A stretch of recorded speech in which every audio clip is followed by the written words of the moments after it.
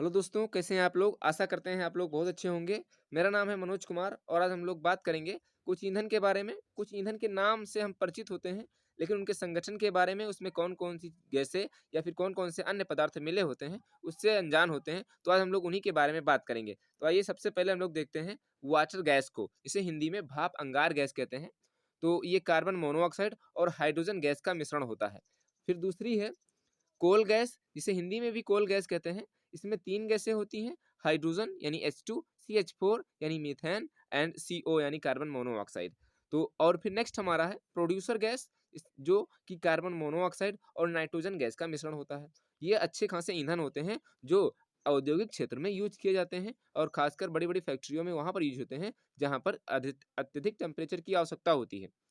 फिर बायोगैस जो है, जिसे जैव गैस भी कहते हैं, ये मीथेन और कार्बन डाइऑक्साइड का मिश्रण होता है। अगर आपसे पूछ लिया जाए कि बायोगैस में मुख्य रूप से कौन सी गैस होती है, तो आपको मीथेन बताना है, क्योंकि जीवों को सड़ाने गलाने से ये गैस बनती है, जिसे गोबर गैस भी कहते हैं। तो आप लोग समझते हैं कि गोबर गैस जो है उसमें सबसे ज्यादा कौन सी गैस, मीथेन गैस होती है।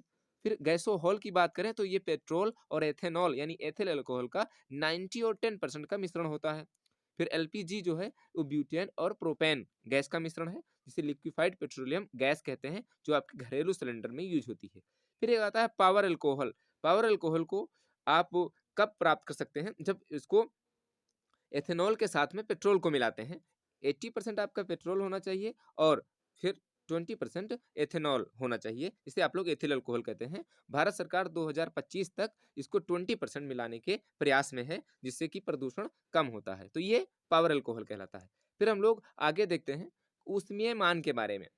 तो ऊष्मीय मान क्या है, इसके बारे में अगर आप कोई ईंधन लें और उसका 1 किलोग्राम लें और उसको पूरी तरह से जला दें, फिर उससे जो आपको एनर्जी मिले उसे बोलते हैं ऊष्मीय मान। तो इसकी परिभाषा देख लें, किसी ईंधन को 1 किलोग्राम मात्रा को पूरी तरीके से यानी पूर्ण दहन करने पर जो आपको ऊर्जा मिलती है, ऊष्मीय मान मिलता है, उसे हम लोग ईंधन का ऊष्मीय मान कहते हैं। इसे किलो जूल प्रति किलोग्राम में नापते हैं, यानी कितना किलो जूल मिली 1 किलो जलाने में। ओके, फिर हम लोग देखते हैं कुछ ईंधन होते हैं, उनसे कुछ अच्छे जलते हैं, कुछ थोड़ा उनसे कम जलते हैं। यानी हम लोग उनसे अच्छे एनर्जी देते हैं और कुछ कम अच्छी एनर्जी देते हैं। तो कई क्वालिटीज़ होती हैं, ये इनके उसमें मान पे डिपेंड करता है। जैसे कि 1 किलोग्राम अगर आप कंडे जलाएँ, जिसे गोबर के उपले कहते हैं, तो आपको 6000 से 8000 किलो जूल एनर्जी मिलने वाली है। वहीं लकड़ी जलाएँगे तो आपको 17000 से 22000 एनर्जी मिलेगी। वहीं कोयला जलाएँगे तो उससे ज़्यादा। तो आप चूज़ कर सकते हैं कि कौन-सा आपको 1 किलो ईंधन लेना है, जो आपको अच्छी एनर्जी दे सके। तो डीज़ल, पेट्रोल और मिट्टी का तेल, ये तीनों बराबर 45,000 ही देंगे। वहीं पर मीथेन की बात करें तो ये 50,000 किलो जूल एनर्जी देगा 1 किलोग्राम इसको जलाने पर, अगर पूरी तरह से आप इसको जलाते हैं। आगे कुछ ईंधन और हैं, हम लोग उन्हीं के बारे में भी जान लेते हैं। अगर आप सीएनजी जलाते हैं तो इससे भी 50,000 किलो जूल एनर्जी मिलेगी 1 किलो सीएनजी जलाने में। सीएनजी का full form compressed natural gas होता है।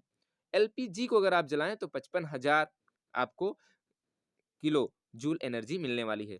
वहीं बायोगैस से 35,000 से 40,000, हाइड्रोजन से 1.5 लाख किलो जूल एनर्जी मिलती है और एथेनॉल, जिसे एथिल अल्कोहल कहते हैं, 30,000। ओके। फिर अब हम लोग बात करते हैं कि हाइड्रोजन का ऊष्मीय मान, जिसे कि हमने देखा सबसे ज़्यादा है और इसे भविष्य का ईंधन कहते हैं। क्यों? क्योंकि ये हाइड्रोजन जलता है तो ये वाटर बना देता है, इससे प्रदूषण नहीं होता। देख लें आप, एक एच और एक एच, 2 एच मिले हैं, फिर और 2 हाइड्रोजन, यानी दो, एक हाइड्रोजन का अणु और एक ऑक्सीजन का अणु मिला है, तो एक H2O बना है। नीचे समीकरण बैलेंस भी है। तो इसके जलने से प्रदूषण नहीं होता हाइड्रोजन के जलने से, क्योंकि ये जो यूज होता है, ये यूज होता है लिक्विड फॉर्म में और ये जल बनाता है। ठीक? तो आइए हम लोग आगे यहाँ पर देखते हैं कि जो हाइड्रोजन है वो द्रव अवस्था में यूज होता है, क्योंकि लिक्विड हाइड्रोजन को ईंधन के रूप में यूज किया जाता है। इसको रॉकेट में भी यूज करते हैं, हल्का भी होता है और अत्यधिक ऊर्जा मिलती है। सबसे ज़्यादा अगर उसमें मान पूछा जाए तो आपको बताना है हाइड्रोजन का होता है, इसीलिए इसको भविष्य का ईंधन भी कहते हैं। और गैसोहॉल को भी, जो पेट्रोल और अल्कोहल का मिश्रण होता है, 90% पेट्रोल होता है और 1% 10% होता है अल्कोहल। तो इन दोनों को भविष्य का ईंधन कहते हैं।